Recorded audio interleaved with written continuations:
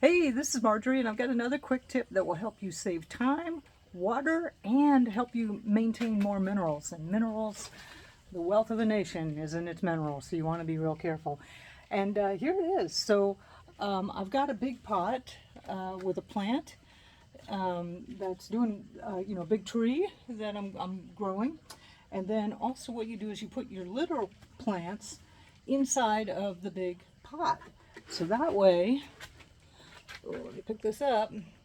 When I water, I'm watering the little plants, and then the water, as they drain down through, goes down into the big pot. And then also any minerals that are in the soil during the watering of the little plants tend to get leached out, and they'll get put into the big pot too. So and then also you only have to water once, and now I've got 5 plants watered at the same time. So there you go. Water conservation, time conservation, and keeping minerals around as long as possible. All right, if you want to learn more about growing food, and believe me, backyard food production is about to become the most important thing that you're going to want to do here real soon. Go over to www.backyardfoodproduction.com.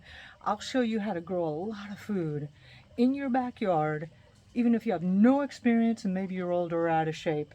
And it's also got a real focus toward a grid down scenario, because we all know that's coming. Okay. Oops. Hey, Amelia. We'll talk to you later. Enjoy this.